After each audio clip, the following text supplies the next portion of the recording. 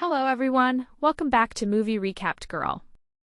Get ready to uncover the shocking, uncensored story of one woman's desires in Nymphomaniac. The movie starts with this girl named Jo, who's totally hung up on her relationships with guys. She chats with some random guy about her life story. She's crazy about hooking up with guys, to the point where she'd sleep with 10 guys in a single day. Even so, she just kept wanting more and more, like she had the cravings of 100 women. There's this guy named Seligman, right? And he's just strolling back to his place. He bumps into a woman in her middle ages named Jo. She was hurting pretty bad. He woke her up fast and said he'd call an ambulance, but she told him not to. If he did, she'd be gone before they even got there. She let him know she was only in the mood for some tea. So he brought her over to his place and began making her some tea. He let her take a shower and handed her some fresh clothes.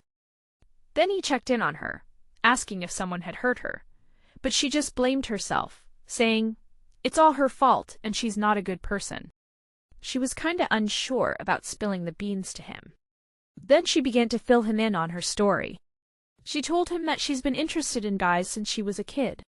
When she was just 7, she and her buddy, who she calls B, were splashing water on the floor and sliding around just for kicks. Then, out of nowhere, her mom starts banging on the bathroom door. She also let him know that she really loved her dad, who happened to be a doctor. She also liked rope climbing in PE, 'cause she enjoyed how it felt. Then he said to her that he didn't believe the kids were in the wrong. Jo says she doesn't push the idea that all kids are bad, and he doesn't want any wrongdoing in her tale. Then she let him in on a secret. She lost her virginity when she was just a teen.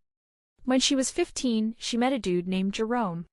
She thought he was pretty hot, so she walked up to him and asked him if he wanted to sleep with her. Yep, they totally hooked up. A few years down the line, she and her buddy got all dolled up and hopped on the train without paying for tickets. They were having a fun bet on who could win the most guys' hearts, and the winner gets candy. The two girls just kept on roaming around the different train cars. She walked into a trailer where a family was living. Then she began to fire off questions at the guy. Meanwhile, B managed to snag the first 2 guys. Jo finally got to sleep with someone. Then they just kept at it, finding guys to hook up with. Then they headed to the first-class cabin, where they were asked to show their tickets. She let him know she couldn't find her bag, which was where the tickets were. But he says she didn't even get a ticket. He handed her an $8 ticket, but B just ripped it to pieces. Out of the blue, some guy covered their ticket costs. B tried to get close to him, but he wasn't having it. They wanted to pay back the guy who had been nice to them, in their own style. The guy said he was rushing because him and his wife were trying to have a baby for ages, and it was his wife's fertile period. And now he was hurrying back home to sleep with her. Jo got why he didn't want to sleep with her. But even so, she went up to him and tried to charm him. Yep, she pulled it off. Seligman steps out for a bit, and when he comes back, he finds Jo snoozing. Then she finally opened her eyes. She spotted a watercress cake sitting on the plate. She got caught off guard by a fork. She told him she knew a person who'd eat watercress cake with a fork. Then she begins to chat about this guy named Jerome. She was hooking up with a bunch of guys, and she made each one believe he was the best she'd had. Then she hit up a club where the girls made a pact not to hook up with the same guy more than once, just to avoid catching feelings. Jo earned the nickname Vacuum Cleaner because she's famous for her strong sex game. In the girls' chat, she confessed that she had been with a guy more than just a couple of times. Her buddy gave her a hard time for that. Turns out Jerome, the guy who was her first, is actually the big boss of the company. She said she met with the secretary because she wanted to work at the company. So, even though she didn't have much experience, he decided to give her the job. Then he tried to start dating her, but she wasn't into it and started hooking up with other coworkers. She was by herself in the office, and her thoughts drifted to Jerome. She began to miss him and found herself falling for him. She began to quit sleeping around with other people. Then she figured out where he lived and went over, but never had the guts to ring the doorbell. One day she penned down her feelings in a letter, but it took her a month to pluck up the courage to give it to him. When she went to see him, she bumped into Jerome's uncle, who let her know that Jerome had taken off with his new wife. He also gave her the boot from her job, because she didn't have any experience. Then she got back to dating guys, and in a couple of years she had a whole bunch of boyfriends. She was having a hard time remembering whose voicemail she was hearing, and figuring out who was who. One day, her boyfriend, who she calls H, wouldn't leave the flat while she was waiting for her next guy to show up. She told him to go because she was sure he wouldn't ditch his family for her. Then she got ready for her next boyfriend to come over. Then a knock sounded at the door, and guess what? It was H who showed up. He ditched his family and came back with his bag. His wife was waiting at the door, just wanting to make sure he got home safe after making that big choice.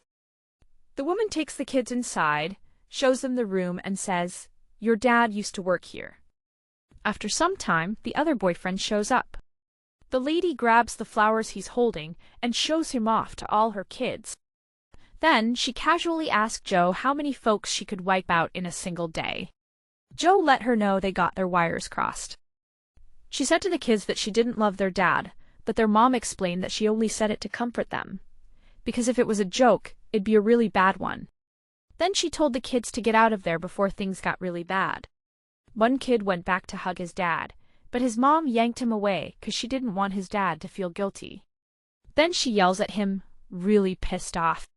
Seligman wanted to know if this whole thing changed her life. She didn't say anything else because you can't make an omelet without breaking a few eggs. Then she told him straight up that she wasn't obsessed with sex and didn't really need it. We rewind a bit to when she was at the hospital visiting her dad. Her mom didn't go to him. He woke up and stood up for his wife, saying she didn't show up because she's scared of hospitals, but Joe just called her dumb. Her dad woke up that night, wailing and sobbing. She tried to chill him out, but he just wasn't listening. In a little while, the doctor shows up to handle things. After that, Joe strolled into the hospital and got it on with the janitor. The following day, her dad passed away. She said that when her dad passed away, she didn't make a scene. She was mad and embarrassed by her mom, but she quickly left the room, leaving Joe by himself. Joe goes on to say how hurt she was when her mom came to see her dad die, and not really bummed her out. After hearing the story, Seligman realized that Joe was trying to paint a specific picture of herself. Her dad always treated her like she was less than everyone else.